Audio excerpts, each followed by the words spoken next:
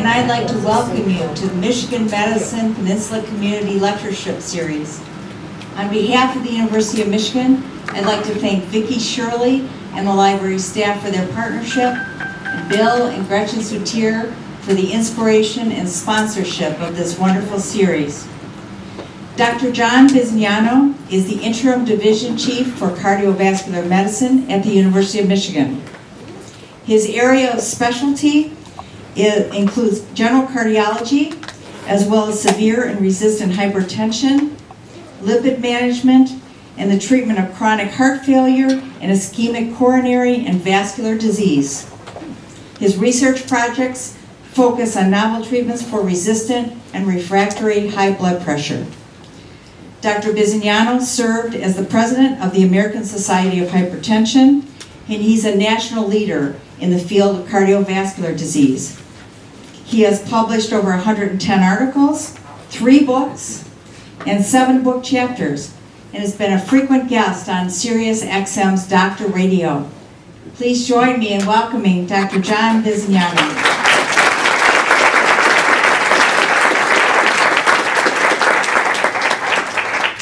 Well, thank you very much for that very kind introduction, and I also want to thank all of you for showing up on this wonderful, warm, pleasant Monday afternoon where you could be outside. But what I hope to do in the next 45 minutes to an hour, hour and a quarter, whatever you like, there's going to be plenty of time for questions at the end, is to just sort of give you a tour about various parts of cardiovascular disease, heart disease, high blood pressure, cholesterol treatment, heart failure treatment and diagnosis, and give you some ideas of what can happen to the heart as you age, what the options are to slow the progression of aging, of the aging heart, and just take it wherever you want, wherever the questions take it. So I'll look forward to the end when we can answer a lot of questions. So thank you for that. Was a very nice introduction. I appreciate it. And I want to start off with just a little bit of an explanation about what causes heart disease in the first place. So unlike every other part of the body, where there's dual areas of blood flow, for example, your hand has 2 major arteries going down the arm, and if one gets shut off, the other one does okay to keep the hand, with blood, with oxygen, with nutrients in the hand. Other parts of the body, your legs, pretty much every other part has a very nice system where there's at least a couple of arteries supplying blood, but the heart has this odd system of blood supply. So the blood, when the heart squeezes, goes out the aorta, but then some of it comes backwards into the heart tissue to supply the heart muscle with oxygen and nutrients. The heart has this fairly unusual situation where the arteries don't touch. They don't really back up for each other, so that if you have a narrowing here that shuts off, this piece of heart tissue is under threat of damage.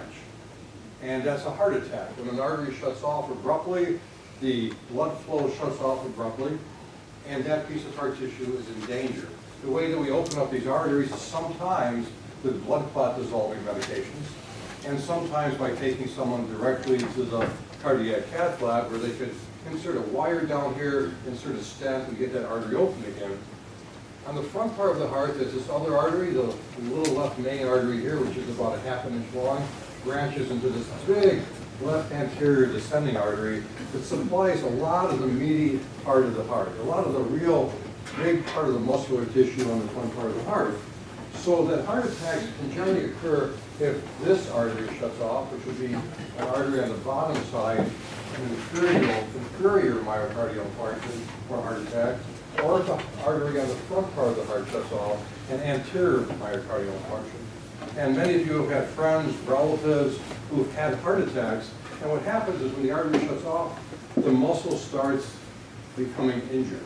And once the muscle is without oxygen for more than 3 hours, it starts to replace with scar tissue and swelling. Any part of the heart that gets, any part of the body that gets injured gets bruised, so to speak, gets swollen up. And we try to open up these arteries as fast as we can. So the goal of all treatment of cardiovascular disease is how do we keep these arteries open and keep them from progressing to a point where they cause injury to either the heart, or similarly, how do we keep the arteries in the neck open, the smaller arteries in the head open, so they don't have the same problem of shutting off, preventing injury to the brain. And also a little bit to the legs as well. People can also have arterial disease from the waist down. So how does this happen? How do arteries initially get injured? And what I want to do, just for a couple of slides here, but we're going to go back to this several times during the talk, is to let you know how atherosclerotic, or otherwise known as cholesterol disease, progresses in these arteries that supply the heart, arteries that supply the brain, arteries that supply the lower extremities. When many people think of cholesterol plaques in arteries, you sort of think of it in the same way as you think of stuff in that sewer pipe that you have going from your house to the street. You know, there's gunk on the inside, and isn't there some way to get that gunk out? And that's not really how cholesterol plaques work. Cholesterol plaques accumulate within the artery itself. So it's not stuff on the inside of the artery. It's almost like a blister full of fatty material on the inside of the artery. And the entranceway to the artery is this thin layer of cells on the inside of the artery called the endothelial cells. This is a fairly impermeable layer of stuff, almost like a little layer of saran wrap on the inside of the heart that keeps cholesterol from going through, keeps white blood cells from going through, so that the artery has this muscular layer in the middle to regulate blood pressure, blood vessels on the outside. So keeping this single layer of cells, the endothelial layer, is of paramount importance to slow the progression of heart disease. So what causes permeability? What causes blood cells and fat to go through this endothelial layer? And those are the standard cardiovascular risk factors that we all know about. High cholesterol can injure, sort of almost like burn the inside of this endothelial layer. Smoking, the tar and nicotine in cigarettes can injure this endothelial layer, sort of like the tiles in your kitchen or the tiles in the bathroom. Puts little cracks in it so stuff can get through. High blood pressure, cholesterol, diabetes, the high blood sugar and high insulin levels associated with diabetes can do that.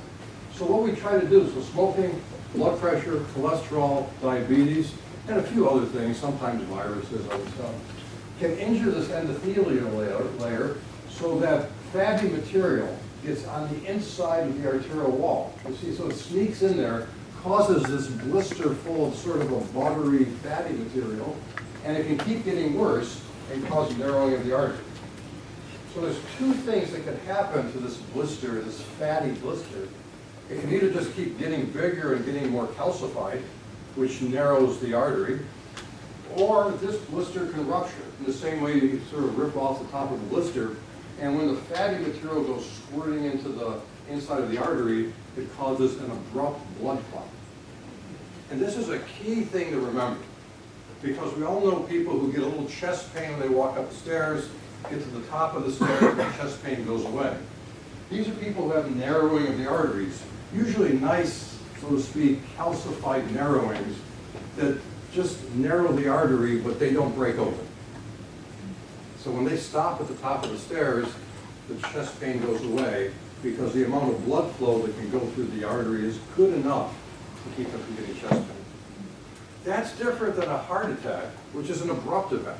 And an abrupt event is abrupt because this little layer up here ruptures, squirts the fatty material into the artery, activates blood clotting, and shuts off the artery abruptly.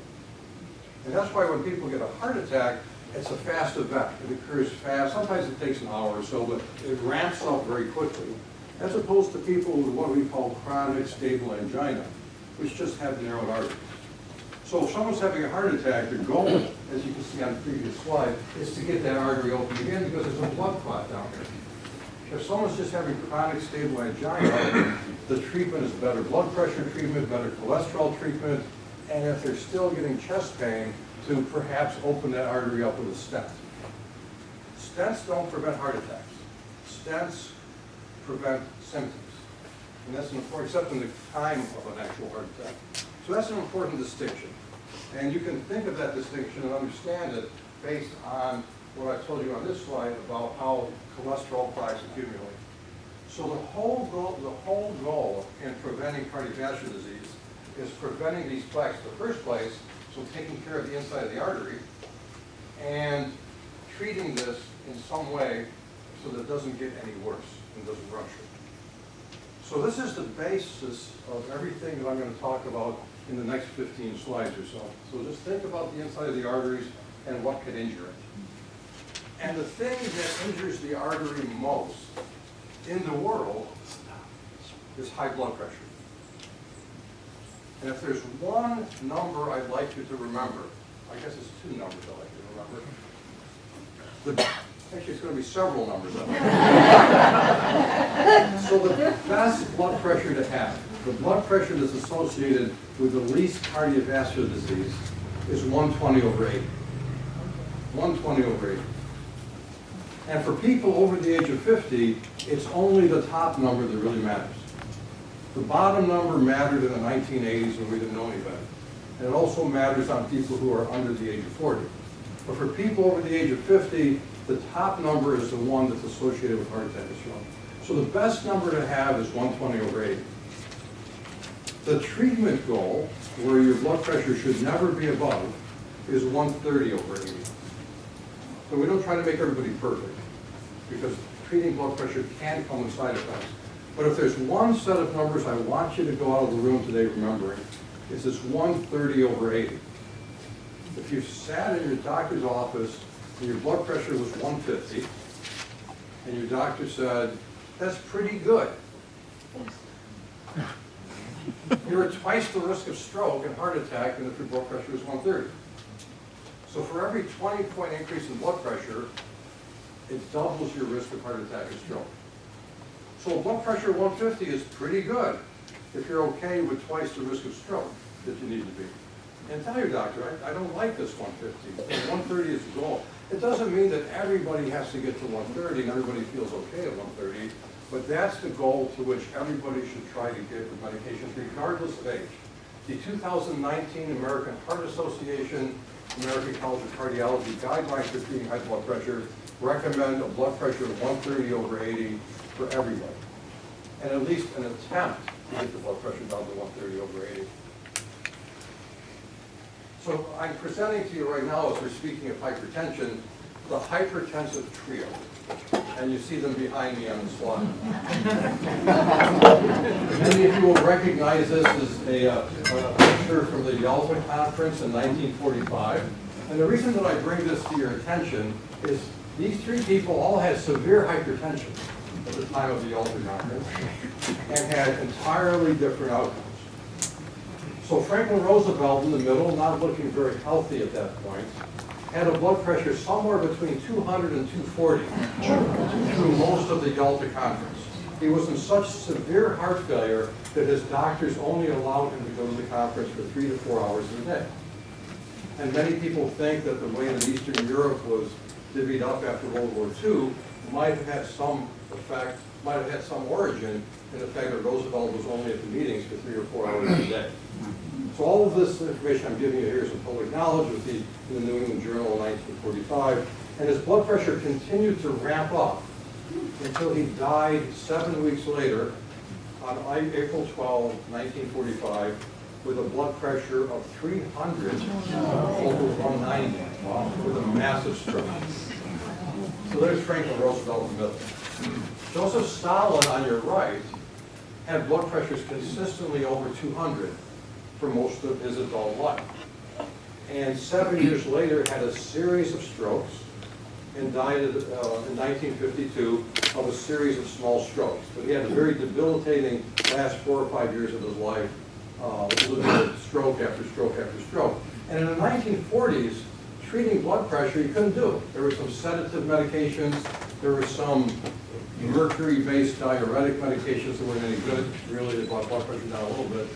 But Winston Churchill, on your left, managed to sneak into the 1950s. He made it into the 1950s when there was blood pressure medication. And he lived until 1964, dying at the age of 89.8, without any significant medical problems that were cardiovascular in nature. So the reason I bring this up is 3 people, all severely hypertensive, but with different outcomes. And we all have a relative. I had an aunt whose blood pressure was 200 her whole life, and died okay, and she was 82. But for most people, treating high blood pressure is the major way to prevent damage to that endothelial layer on the inside of the cells. And the first time, people used to think that blood pressure was a compensatory mechanism. Now, you've all seen sort of those blow-up dolls at the car dealership. And there's this idea that you need a certain pressure to keep the thing sort of up like this. People are not like the blow-up dolls at the car dealership. It's not a matter of pressure, it's a matter of flow. And when you squeeze the garden hose, you get more pressure but not much flow. You want the organs to have a flow of blood, a flow of oxygen. And it wasn't until 1967 that the controversy over whether to treat blood pressure was resolved. In the VA cooperative trial that came out in 1967, they got 143 men, which is what you find at the VA in 1967, men that I now declare as young men of 51 years of age. The diastolic blood pressure was 115 to 129. They had a double-blind placebo-controlled trial where people didn't know if they were getting medications or not. It was stopped after 1.5 years because the blood pressure dropped by 43 points, and there was about an 80% decrease in stroke. So this was the first time that we showed that treating blood pressure with medications does any good. And it also told us that for most people, you can't do it with one medication. So there were 3 medications, hydrochlorothiazide, reserpine, and hydralazine. And in fact, it was packaged in a pill with 3 medications in it. A pill called Serapes, a pill that my father was on and hated it because the components made him tired, made his feet red, and made him urinate more. A lot of blood pressure medications are diuretic medications, and generally people aren't seeking the chance to urinate more. They'd rather urinate about the same amount of they're presently urinating. But this was the best-selling legal drug of 1970. Had a 60% control rate with serpine, hydralazine, and hydrochlorothiazide, and it told us that you can't treat blood pressure for most people with just one medication. Often requires several medications. But it also gave treating hypertension a bad name. So we call hypertension the silent killer. It really isn't. If you survey people who have their hypertension treated, they actually feel better. Less shortness of breath, less fatigue. But this drug, even though it really worked, made people tired, made people beet red. So if they didn't know you were hypertensive before, they knew you were hypertensive now. Like a stoplight. And hydrochlorothiazide 3 times a day, which caused all the urination. The medications that are on the market now have minimal side effects. And so it should be possible, and in the Kaiser system in California, they treat 80% of people to goal for high blood pressure, to the goal of 130 over 80. So it can be done, and it can be done with a minimum side effect. So as I mentioned previously, normal blood pressure is 120 over 80. Elevated is 120 to 129 over less than 80. Stage 1 hypertension, which you can usually treat with one medication, in the 130s. And stage 2 hypertension, which usually requires 2 of our modern medications, a blood pressure greater than 140. Blood pressure is almost never taken properly in a doctor's office. And you wouldn't put up with having an EKG done on you on your sweater. Because they're in a big hurry today, they don't have time to do it other than on your sweater. You wouldn't put up with that.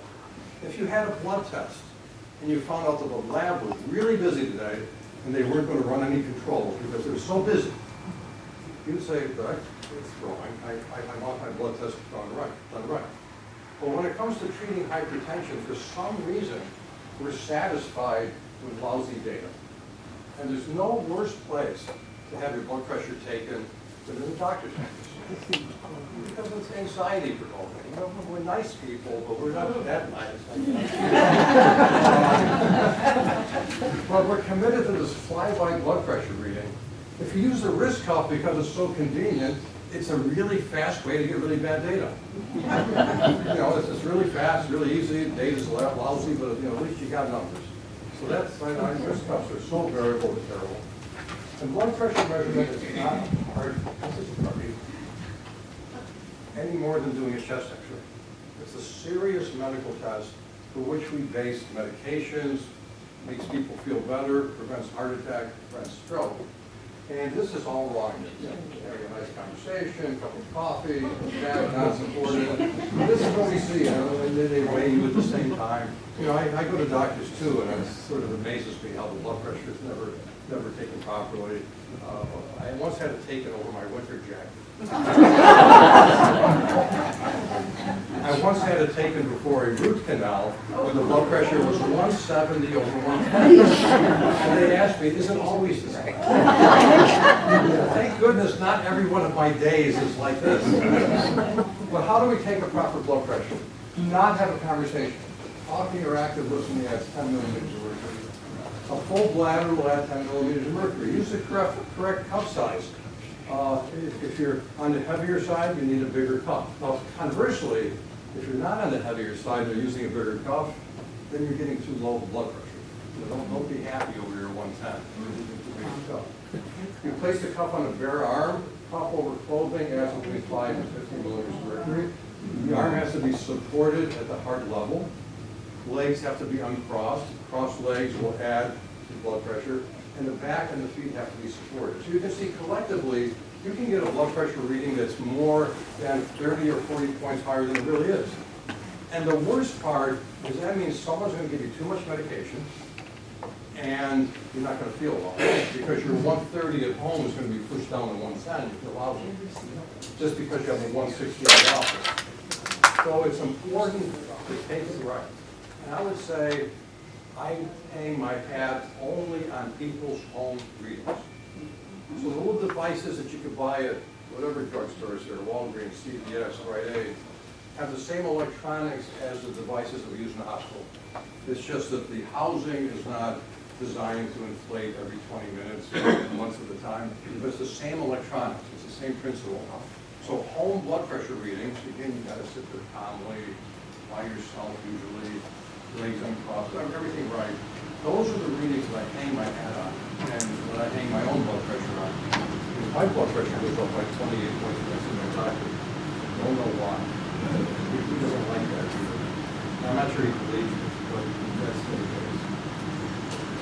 So everybody asks, what can I do with my blood pressure without medications? And the answer is, there's stuff you can do, and you have to ask yourself, is this stuff I can do? And will it solve my problem? Now, when you run into a problem treating high blood pressure, you tend to insult our medications on the starting point. So the first thing that happens when someone has high blood pressure is, for years your blood pressure's been okay. When somebody takes your blood pressure, and they have that horrible look on their face, and they take it again. And then they look at you and say, do you have trouble with your blood pressure? I'm getting high readings. And they're like, no, I'm not having trouble with my blood pressure. And then they take it again, and it's even a little higher.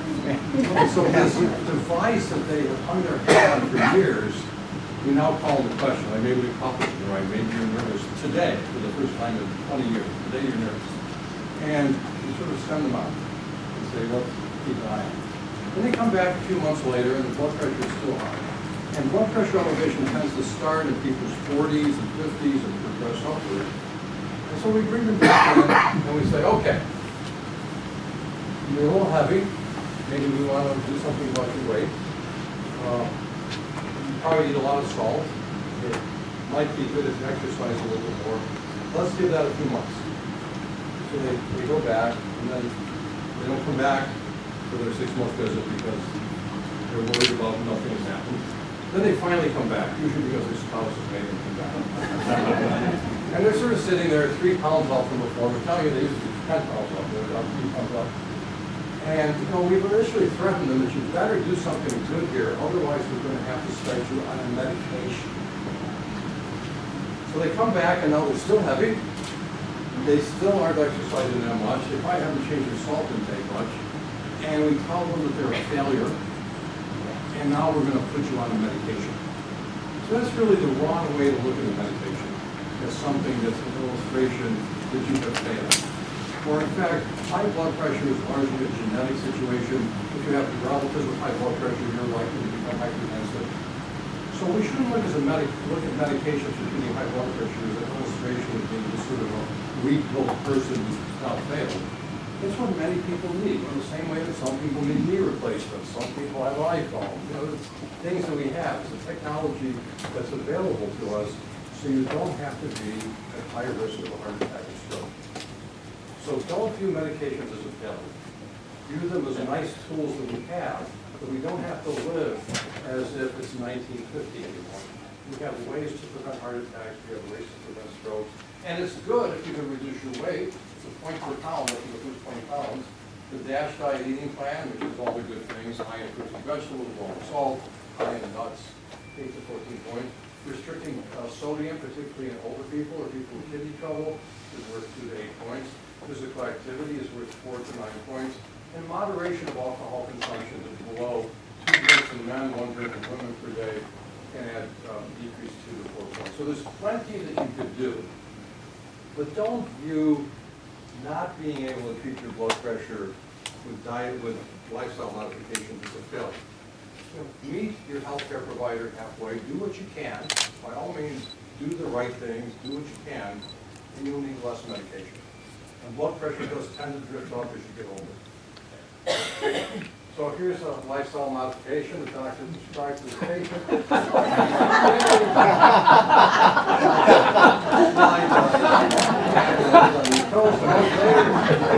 I'm in Philadelphia. He said, I'm in Philadelphia. What should I do now? There's a commercial break in the middle of that.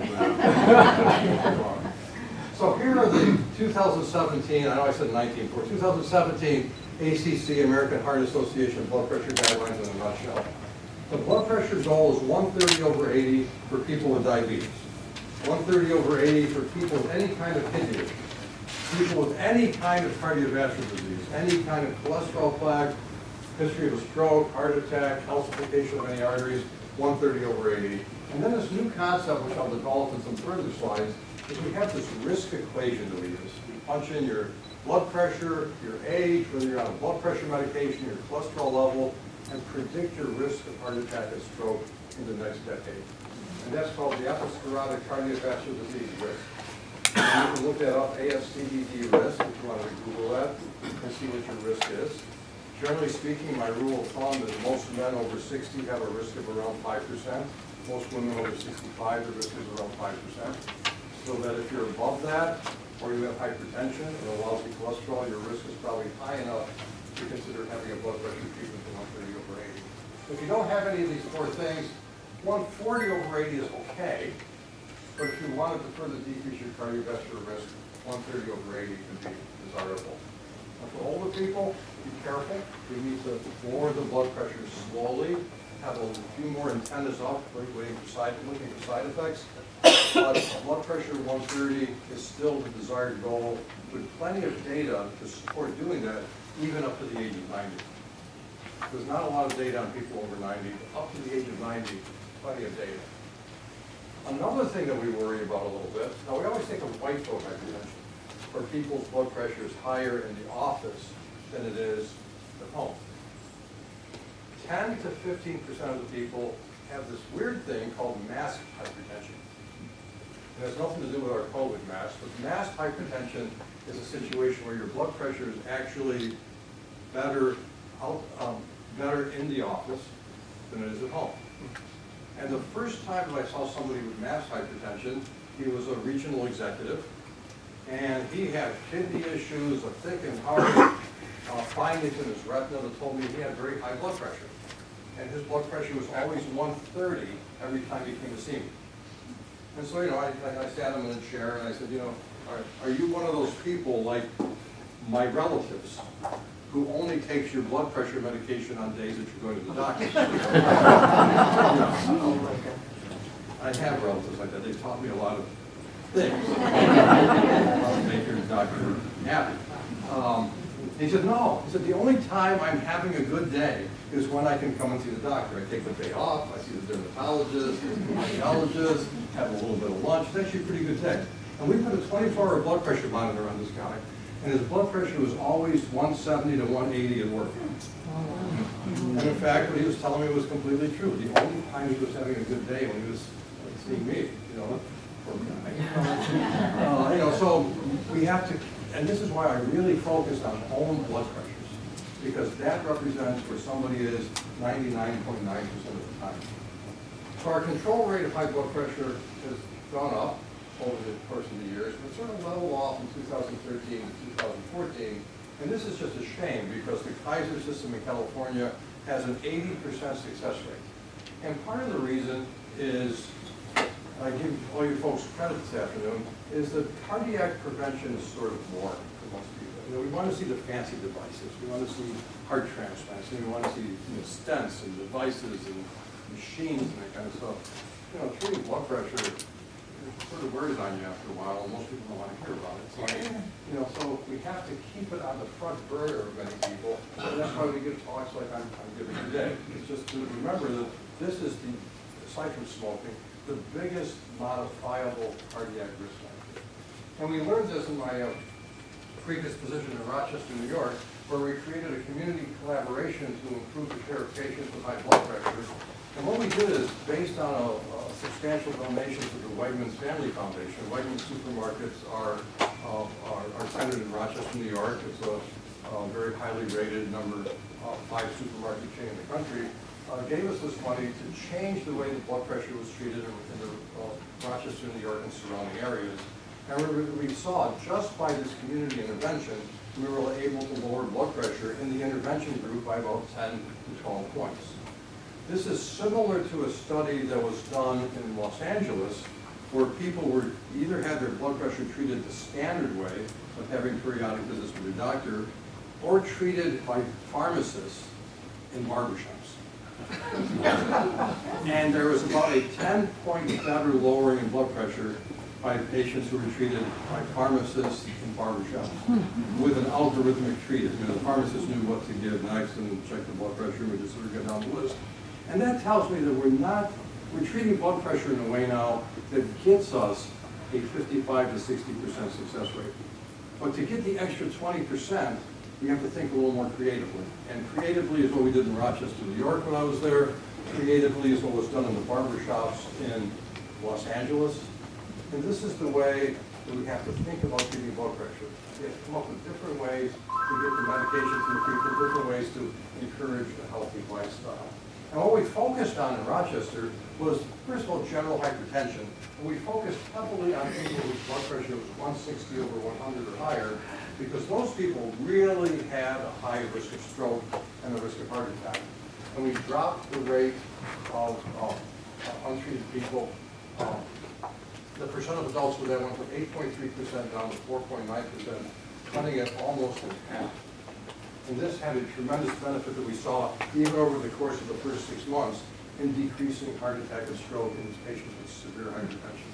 So community-based therapies, and in fact what we're doing today is this kind of community-based approach, educating people on the significance of treating high blood pressure. Again, many people sort of still have that car dealership blow-up doll view of hypertension. Because, you know, it's good to have a high blood pressure because it pushes blood toward the organs. You need that. But in fact, you don't need that up to a certain extent. And we really proved what a community-based approach can do as far as actually preventing heart attack and stroke. We also projected that every time one of us went on the local TV, reaching 125,000 people, we prevented somewhere between 15 to 25 strokes in the community, just by making people aware of treating high blood pressure. So it's not all blood pressure. So again, the blood pressure slows the injury of this inside layer and slows the progression of these plaques, and the plaques that then ultimately might rupture. But treating blood pressure aggressively without treating cholesterol aggressively is like having a seatbelt put on an airbag. You're pretty safe, but you're not as safe as you'd like to be. So those are the two key components in decreasing overall cardiovascular risk and slowing the progression of the aging heart. And we'll go back to this ASCVD risk calculator, and the cholesterol guidelines of 2013 revised in 2018 don't have any particular cutoff for cholesterol. That was the 80s. It was the 90s. That was the 20th century when we used to have cutoffs for cholesterol. Now we calculate your overall risk because we were treating an awful lot of 30-year-olds with bad cholesterol They're not having heart attacks, they're not having strokes. And we were ignoring a lot of men in their early 60s, women in their later 60s, who were at risk, but had a pretty average cholesterol panel.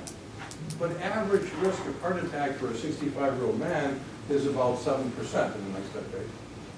And being average is not good. The average risk for a 31-year-old with an average cholesterol panel is less than 1%.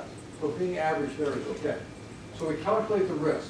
If the 10-year risk is over 7.5%, a cholesterol medication will lower the risk by up to 50%.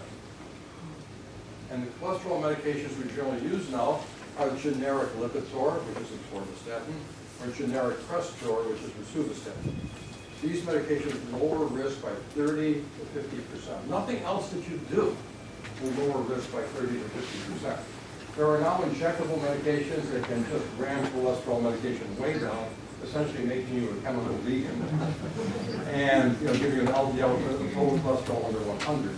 And again, the question always comes up, what could I do without a medication?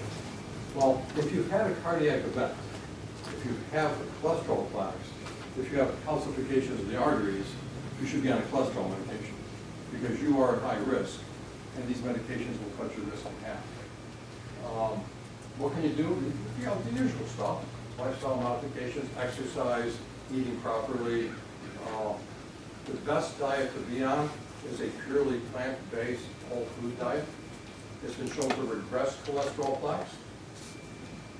If you can do that diet, you're on the best diet. I tried it for a month. I tried my best. And I didn't like it.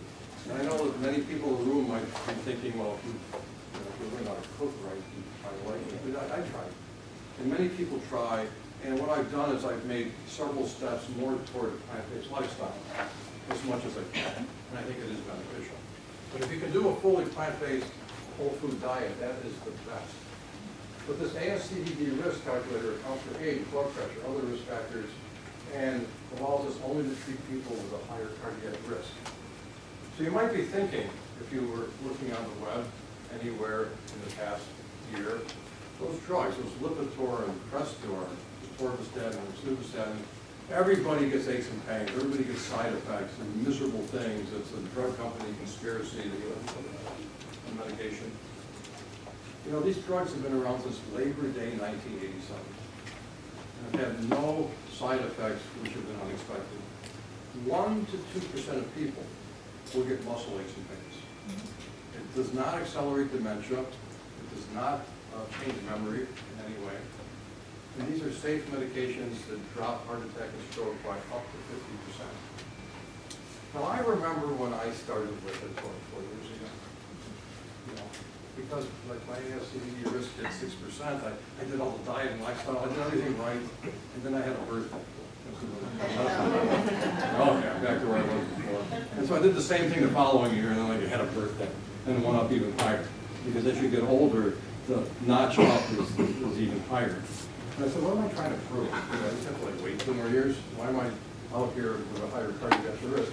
But I remembered that I forgot the neighbor's dog's name. The dog that I met the first time, once. The dog's name was Pom Pom, so I remember this. And I thought to myself, oh, this must be a Lipitor.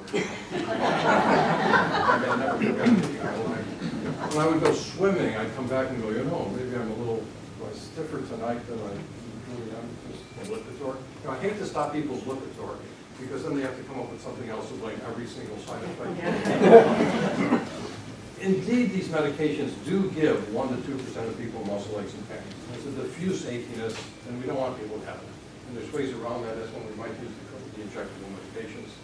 But if you read enough on the web, you'll think these are evil medications, and everybody gets side effects. And the side effects that they don't tell you about is they have half the chance of heart attack and stroke. Somebody in Kansas City comes back from a bar at 2 o'clock in the morning and writes on the blog that he thinks Lipitor is a bad medication. And we're all like, the guy at the city says it's a bad medication. These are not bad medications. And one study that was recently done, which we often call the N-of-1 trial, randomized people to 40 milligrams of generic Lipitor, a placebo, or nothing. And they didn't expect nothing. And it was a surprise to people who were on the trial. 15% of people on Lipitor reported muscle aches and pains. 14% of people on placebo reported muscle aches and pains. Because, the web says you get muscle aches and pains. And, I was throwing the javelin last week and my shoulder is not as straight as it used to be. 3% of people who got nothing, no pill, reported muscle aches and pains. So just the act of taking a pill, whether it's a placebo or not, can stimulate the perception, as I had with the neighbor's dog, that these medications give you side effects. Now, again, people get side effects from these medications, but it does cut your risk of death. Again, going back to these arteries, we're sort of very concerned about this inner layer of the arteries. And if the blood does cause heart damage, it can cause one of two kinds of heart failure. So heart failure, systolic dysfunction, is the inability of the heart to squeeze blood forward. And if you have injury of the heart muscle tissue, and it gets replaced with scar tissue that doesn't contract, the heart can't push the blood forward. Therefore, there's a backup of blood into the lungs, which can make people short of breath, sometimes causing an accumulation of blood in the lungs, accumulation of fluid. This is a very common thing that we see when people have heart attacks. Sometimes we treat people with a whole great variety of medications to improve life expectancy and heart failure. If it gets worse, heart transplants, ventricular assist devices are things that we also do. There's a different kind of heart failure, though, called heart failure with preserved ejection fraction, which means the heart is still squeezing. The ejection fraction of blood is still the same, but because of years of high blood pressure, years of diabetes, the heart wall gets thick. And every other muscle in your body you want thick. You go to do weights, you exercise, you walk, you want good, big muscles are good, except in the heart. Because the heart has a quarter to a half a second to plop open in between beats to fill. If it plops open a little slowly because of the thickness of the heart, it creates a back pressure into the lungs, shortness of breath, fluid accumulation in the lungs, and since it's not filling properly, it's not loaded properly to push blood forward. So in fact, this heart failure, the heart failure with a preserved ejection fraction, is the #1 leading cause of hospitalizations in people over 70. Testing on older people, a little bit of what we call diastolic dysfunction or thickening of the heart is not uncommon in people who had years of high blood pressure. But again, whenever I see somebody with severe diastolic heart failure, I often see somebody who's been reassured about their blood pressure with the previous 10 or 20 years. And this is where reassurance that your blood pressure at 150 is really okay. This is where it gets you. It gets you to diastolic dysfunction, but it also gets you to injuring of the thin layer of cells and things like that. So just in the summary, a couple of more slides before we go to questions. I think we're in an exciting era because, as I mentioned previously, treating blood pressure the way that we have always treated it gets us to 50 to 55%. I'm sorry, 50 to 55% of people treated with their blood pressure properly. I found during the pandemic, when I did a lot of telemedicine sitting at my kitchen table, and I wrote about our experience on this, I was treating blood pressure actually a little better because people were taking their blood pressure only at home. They were giving me the numbers they got at home.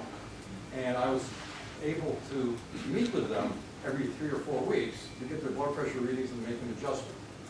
Now, having lived in upstate New York for so long, I realized what a miserable thing it is to drive an hour in the snow for someone to ask you what your home blood pressure is and to treat you.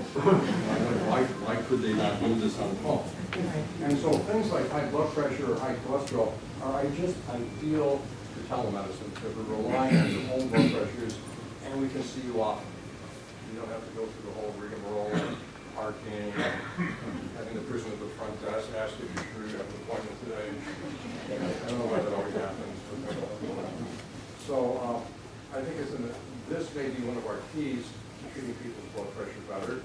And it's also important to know, and this is particularly of interest to everyone with the Canadian fires, is that low levels of air pollution. People who live around highways, who live in inner cities, and we see this a lot in China, have higher rates of cardiovascular disease with higher, what we call PM 2.5 exposures, the small particles that get way down into the lungs. Again, these small air pollution particles injure the inside layer of those arteries, which I think if I mention it one more time, you're going to bang your head against the wall, is sort of the first step in all cardiovascular disease. So in summary, prevention is the best thing you can do for cardiovascular disease.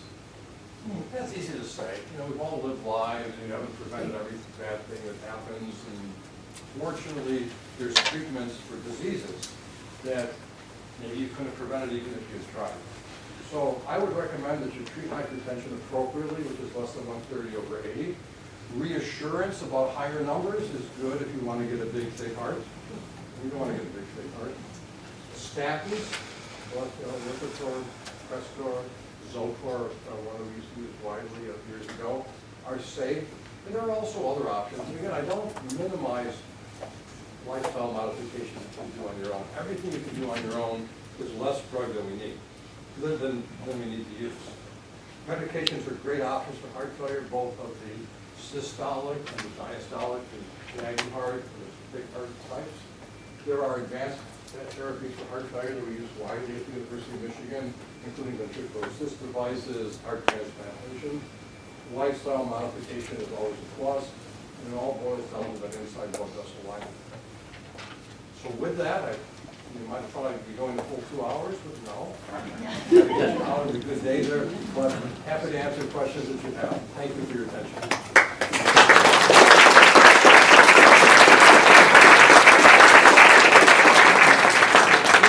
Okay, when we go to the doctor, we also check our heartbeat.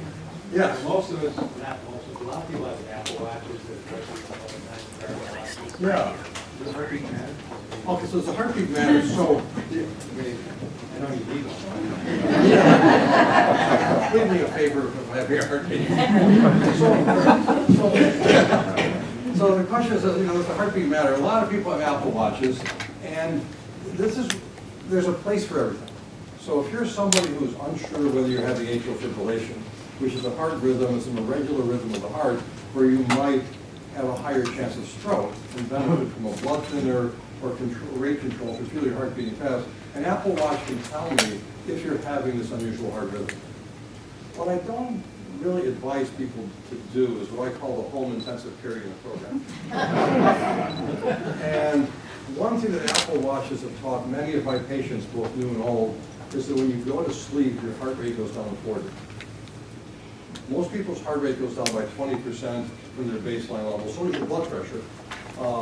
And I have probably seen at least one patient a week who's self-referred because they had a heart rate of 34 at 2 o'clock in the morning. And that's considered okay. Yeah. So most of us have a low heart rate in the overnight period. So the Apple Watch sometimes causes unnecessary concern.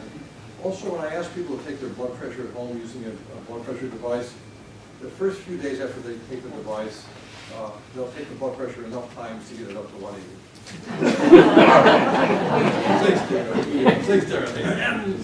75. I told you, my mother taught me this. Years ago, I gave her a blood pressure monitor for home, and she would take it enough times to get it up to 210. And I was like, okay, I wish I didn't do this. So the Apple Watch is a good thing if you're looking for something, but I think some of these devices provide a little too much of a focus on minute-to-minute variations and everything that we do. It's not necessarily a specific question you have to answer. It's like having a blood test every 4 hours and watching your white count go up and your white count go down.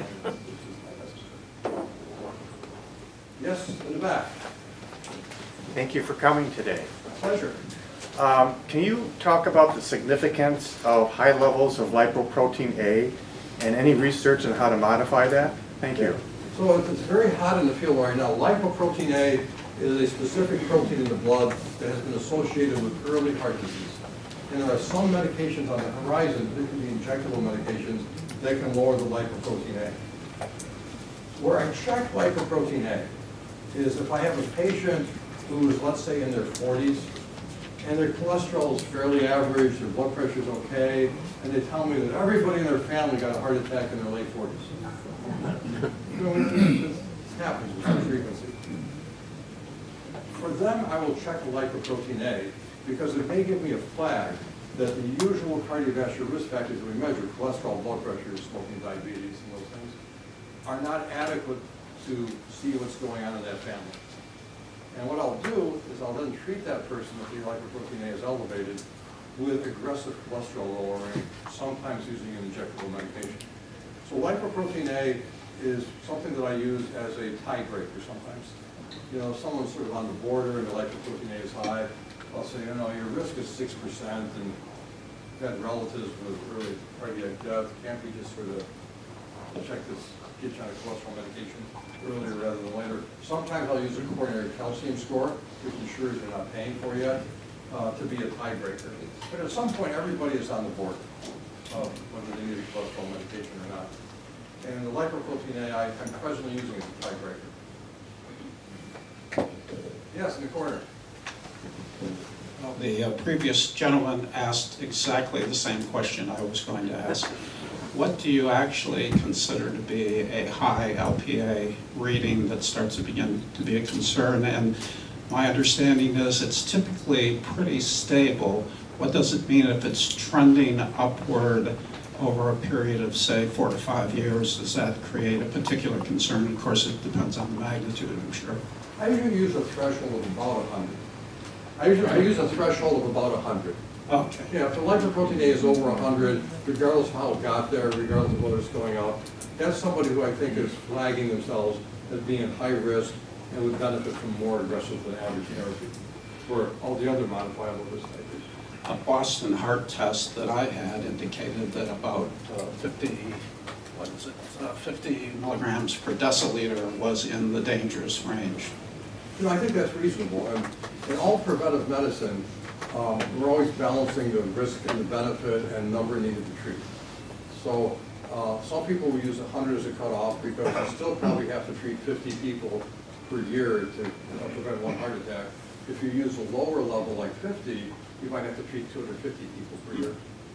There's some research that is controversial about using statins for treating LPA. How do you feel about that? There's some research, some meta results that indicates that it could actually exacerbate LPA if you take statins. Yeah, the data is pretty new on that still.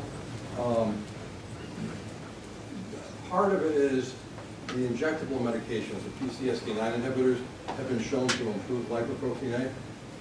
And I'm having a hard time teasing out whether that data is designed so that we use more of the injectable medications, which still cost $6,000 to $8,000 per year, or whether to just keep people on a higher dose of cholesterol statin and drive the LDL down more into the 50s rather than be satisfied with the 70s. Thank you. You're welcome. In the back. Hi. So my question, you talked about controlling cholesterol and how important that is.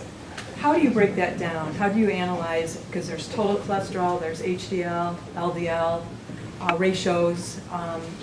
How do you interpret those? So the only cholesterol, the main target now is the LDL cholesterol. So from a prediction model standpoint, having a low HDL, a low good cholesterol, suggests someone might be at higher cardiovascular risk. But many drugs have been tried to increase HDL cholesterol without any clear benefit. So we're always trying to tease out whether something just indicates a higher cardiac risk, or whether something is a target of treatment that will give a benefit. So HDL, if it's low, you're in a bit of trouble, but making it high doesn't seem to help. But if I find someone has a low HDL, I then look at the LDL, which is something I can do something about, and push that down extra low. So the LDL is really the only thing that's that we watch these days. So like for me, my total cholesterol is mildly elevated, but my HDL is 128. Okay, well then, so once HDL is over 90, it doesn't provide any additional benefit. Okay. So 90, so you're essentially at 90. Yeah, 128 is a good thing, I'm nothing against it. No. Yeah, but I'm glad it's there. It's just some confusion, you know. But if the LDL is at a reasonable level, that's really the treatable target. And if it's low enough, as yours would be, based on the numbers I've heard, I don't need treatment. Thank you. Yes. Can you speak to the mitral valve that does not close all the way? And if there are any, treatments in the works here for getting treated? So the question is, mitral valve doesn't close all the way. So if I went to the mall today, is there a mall somewhere? We have wineries. Today, and I did echocardiogram to everybody. I would find a lot of people having leaky mitral valve. The mitral valve is between the left atrium, where the blood comes into the lungs, to the left ventricle. So when the left ventricle squeezes, the mitral valve shuts and prevents backflow. Many people, 2 to 4%, will have a leakiness of the mitral valve. And we treat a leaky mitral valve only if people are having symptoms of chest pain or shortness of breath, or we're beginning to see some evidence of heart dysfunction. The treatment can be what I like to call plastic surgery on the mitral valve. The mitral valve is sort of this very thin, floppy valve that has strings under it, almost like a parachute. The surgeons can really repair the mitral valve without having to put in any extra tissue. For people for whom surgery would be more risky, there's clips that can be put on the mitral valve that help the leaflets seal a bit better. But the first question is always, does it have to be fixed? And it's only in a very small minority of people does leaky mitral valve have to be fixed.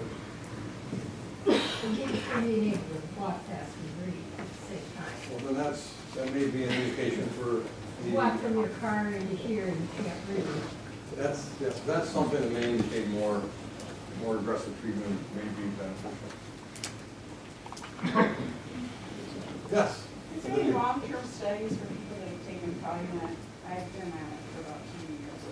Yeah, so you've been on it, because Praluent is one of the injectable cholesterol medications. Long-term studies, no, but 3 to 5 year studies have certainly shown benefit. Okay. And Praluent told us that there really is no cholesterol level is too low, because the benefit went right down to an LDL cholesterol fund. Okay. Good question. I just wonder, does it matter what time of day one takes their blood pressure medicine? So blood pressure medicine, most blood pressure medication is long-acting. It probably has a little bit of a better effect 4 to 6 hours after you take it, but not much. So for a drug to be approved by the FDA for once-a-day dosage, it has to be 50% active at the end of 24 hours. I always find it funny when people come to my clinic and their blood pressure is 180 and they say, I didn't take my medication today. You did everything else today. Like you dressed up, you came in. But for one day, you didn't take your medication. And it doesn't have that kind of effect on one day, because it actually takes 5 days for most blood pressure medications to have full effect and then lose complete effect. So back to your question, it doesn't matter much when you take your blood pressure, because most blood pressure medications are once-a-day medications. Yes?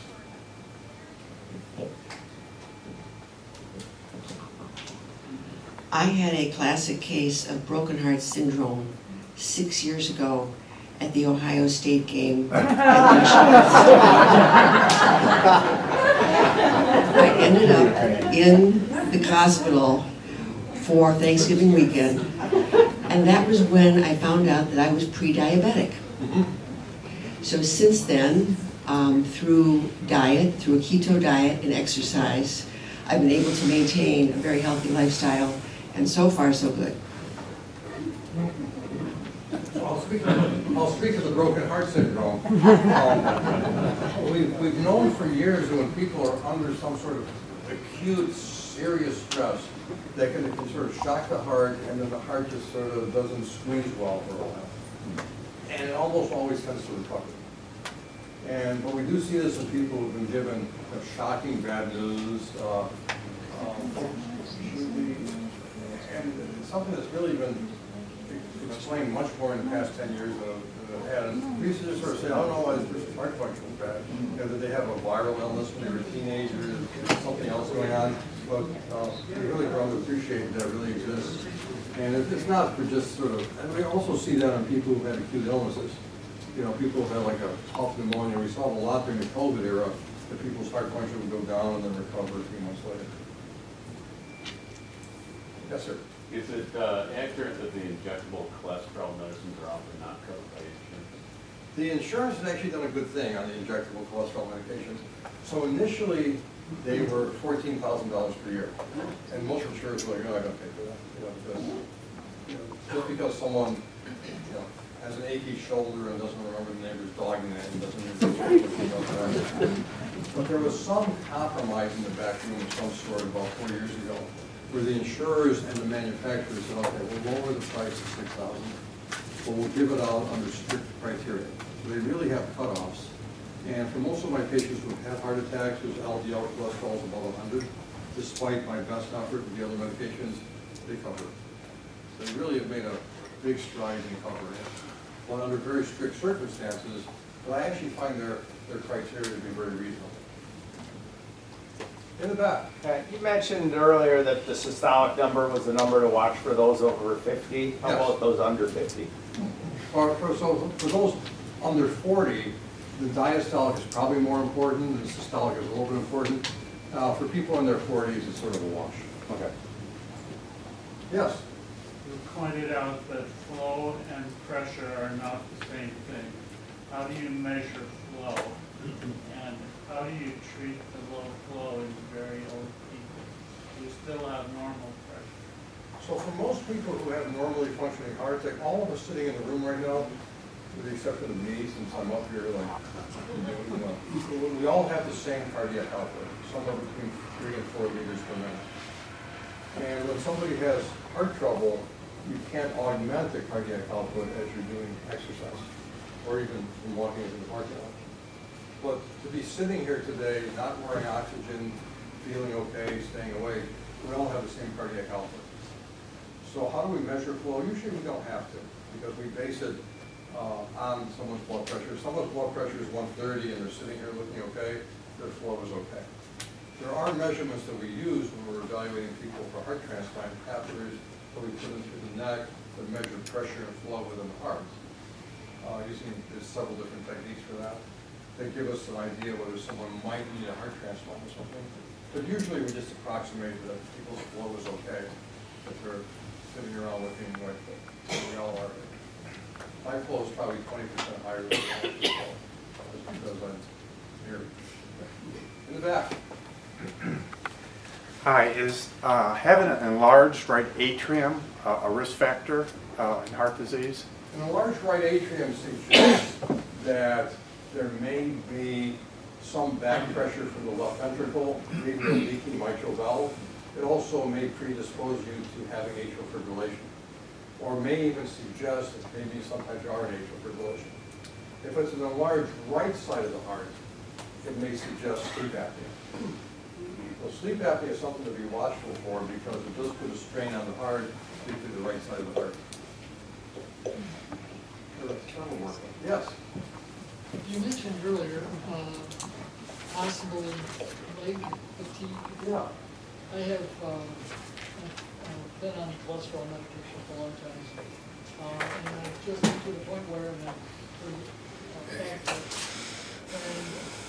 getting this leg fatigue. So my doctor is taking me off my cholesterol medication, and I'm just kind of concerned about it. And it kind of goes up and down my leg fatigue. It just means that I just get up in the morning and my legs just like tired. Yeah. And they don't seem, I can function okay. I don't have any sore joints or anything. It's just like a head. That's an unusual side effect of the cholesterol medication. It may be worth considering trying one of the other cholesterol medications. I've been on about 6 of them, but all different kinds of them. But this is the first time I ever had it. And my leg just, I know I'm getting old. It's an unusual side effect of cholesterol medication. What if you have a strong need for a cholesterol medication, there may be an indication for one of these kinds of medications. Thank you. You're welcome. Yes? Statins, there's other benefits, I understand. Yeah, there's- Help the inside of the vessel, stabilizer. It stabilizes the plaque inside the vessel, so it tends not to rupture, but it stabilizes that surface of the fatty blister. And there's some very light data suggesting it decreases the risk of colon cancer. Very weak data. Yeah, I know. You see these things and the data signal is there, so it's like, all right, it's there. And how does it do it? Well, that's a hard question. Yes? Are you seeing more of a pattern with your patients with high blood pressure, diabetes, and sleep apnea? Is one triggering the other? Or are you seeing that more Well, frequently? I think overweight will trigger all three of them. So we'll push people more into the diabetic range, more sleep apnea, more hypertension. And, you know, the average weight of the average American has gone up by 40 pounds since the mid-1970s.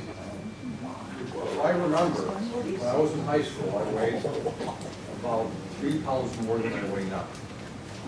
And I was the heavy guy. And the gym teachers, who were all ex-World War II sergeants, made no mistake about the fact that I would know that I was the heavy guy in class. And the perception of what is a reasonable weight has changed wildly since the mid-1970s.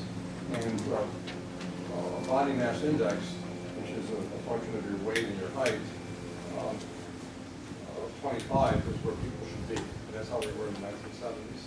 And now, nobody weighed over 300 pounds when I was in high school.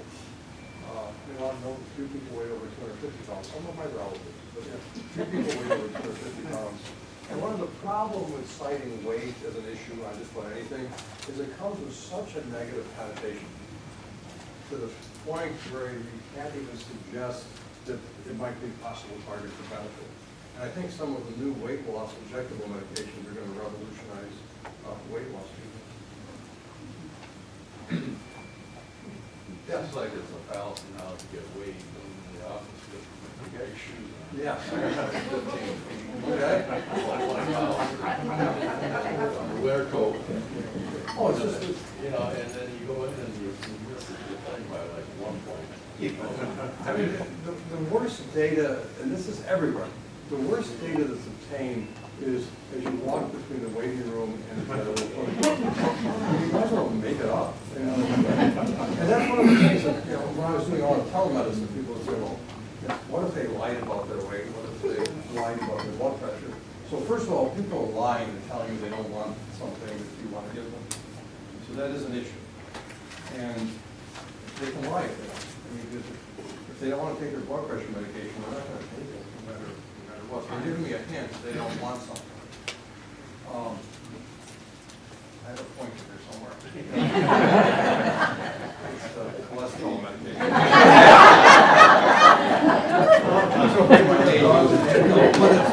But it's lousy data, and if you're making clinical judgments on lousy data, you might as well just make it up. Yes? I just have a question about, you were talking about community. Yeah. Doing things like at the community level. I have a wonderful doctor, but the wonderful nurses. And I'm not sure that all schools of nursing or medical school really teach you the appropriate way to take a normal blood pressure. What would happen if you deputized all of us? I'm just saying that maybe people wouldn't want to do this. But that overhead that you had, this is exactly what you should do, uncross legs, all those things, no clothes.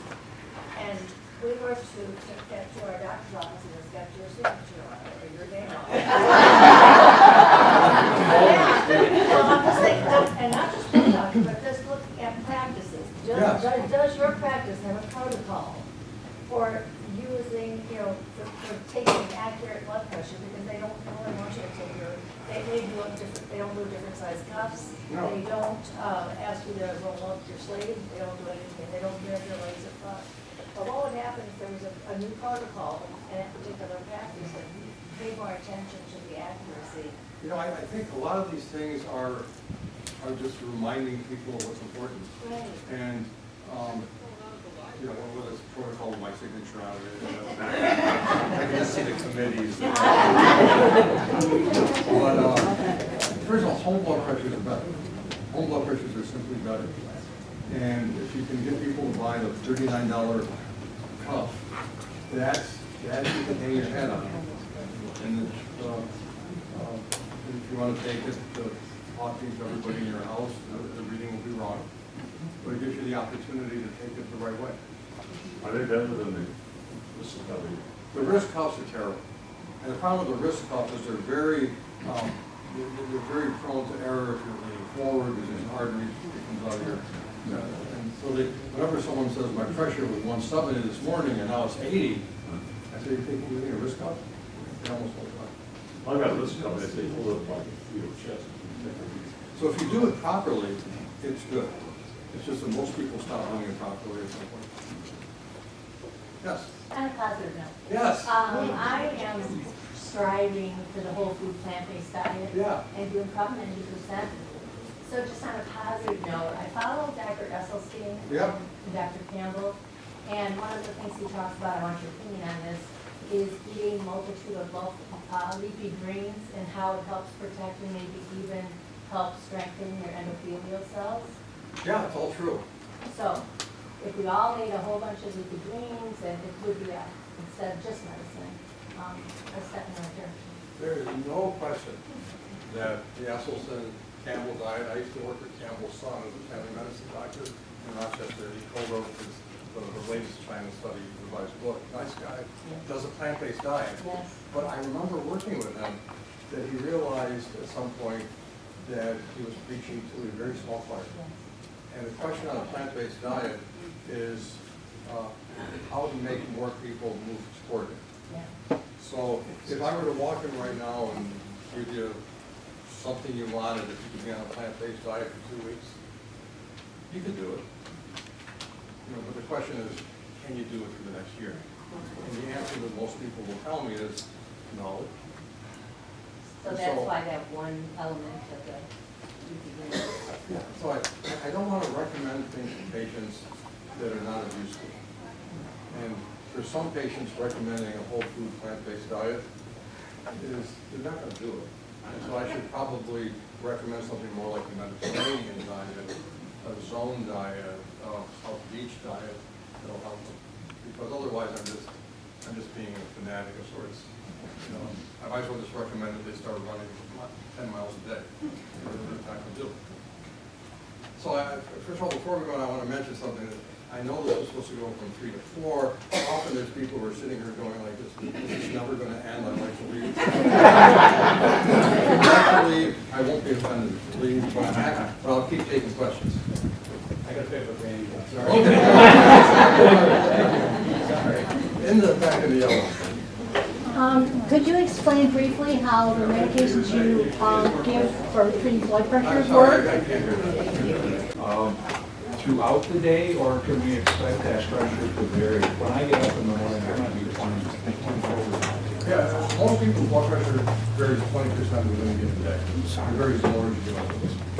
For an average 20-year-old, they vary plus or minus 3 points. For an average 90-year-old, plus or minus 30 points. In the back. What about the blood pressure devices in the stores, like pharmacies and things like that? What do you think of those? Yeah, we looked at that again when I was in Rochester, New York, because as part of that Whiteman Stanley Foundation thing. Once they're installed, no one looks at them. And fortunately, most of the time, the machines are pretty well calibrated. They stay that way. But if you ever use one of those machines and it gives you a shocking number, that's the machine's that way. I mean, it's amazing how little attention is paid to those machines. Yes.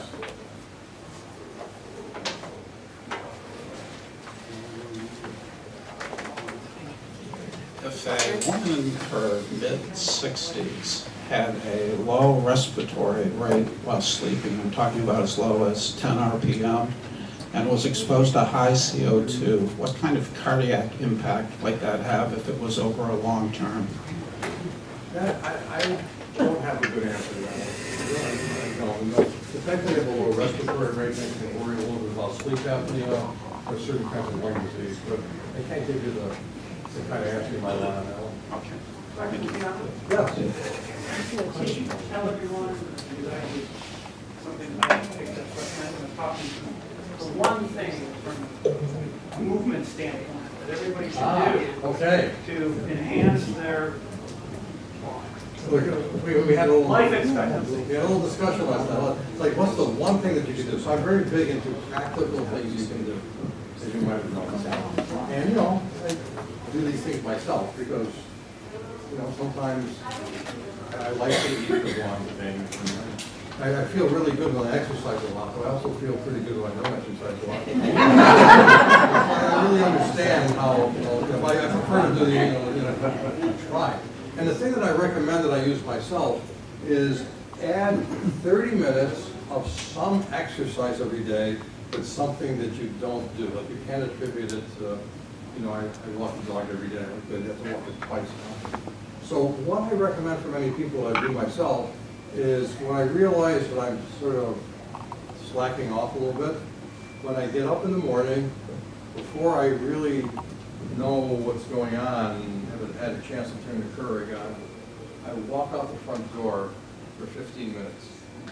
And then I'm stuck, because I have to walk back. And all of a sudden the day has started off good. And if you keep doing that, you'll find you walk a little faster, you walk a little further, all that kind of good stuff happens. So again, some small thing that you can do that you can persist in doing can do wonders. Is there a time of day that is more beneficial No. to exercise? No, whatever, if I had to pick one, it would be morning, but it would be whatever is better for you that you can reliably do. At the moment, since it's light late at night, I try to go for a 30 to 45 minute walk at around 9 p.m.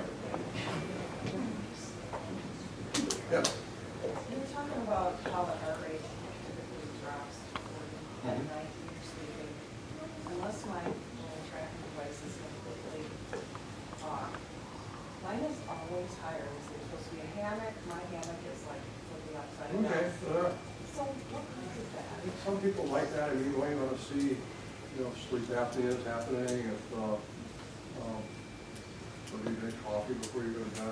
It's hard to look Never, at. that's the, that'll keep you awake for 5 days. Okay. That's all I can think of. Yes. My mother is almost 101 and has heart failure. How do they know which of those two types of heart failure she has? And she got a very strong diuretic called Lasix that caused dramatic improvement. So why didn't they give her that a lot sooner? How does it work? And also, they say she had fluid in the lungs. How did the plasma get separated from the cells? So the kind of heart failure is probably the kind of thickening of the heart, because most people with decreased heart function tend not to live too long. Now, there's always exceptions to things. When the pressure is high in the lungs because of the fluid backup, Lasix that she was given will cause her to urinate out the fluid and decrease the pressure within the lungs. Why that was done earlier, I can't really comment on. How do the lungs separate the plasma from the cells? So the plasma sneaks through the cell membranes in the lungs, and the red blood cells stay behind in the bloodstream. In the heart? Yeah, or in the circulation. Yes? I wanted to ask about the statins. You had 2 listed on your slides.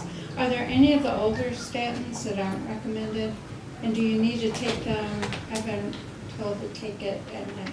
So there's a whole lot of statins. Simvastatin, which is generic Zocor, works just as well as the other ones, but it has slightly more drug interactions. And if you're not having those drug interactions, it's as good as the others.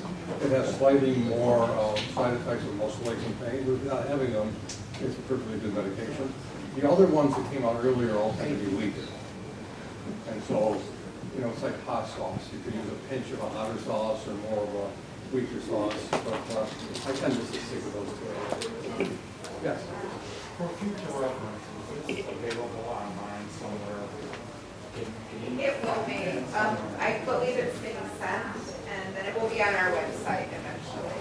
Thanks to Jane back there.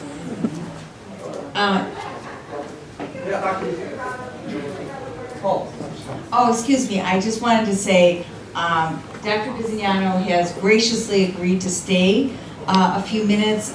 He's going to be by the fireplace in the library for people with more individual questions. I just wanted to thank Dr. Bisognano, thank all of you for coming.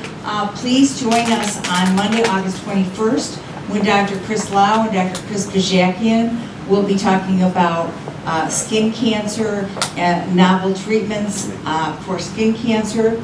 And everyone who would like to attend, you will need to register online. As you leave today, there will be folders available that will have the information about registration. Thanks so much, Dr. Bisognano.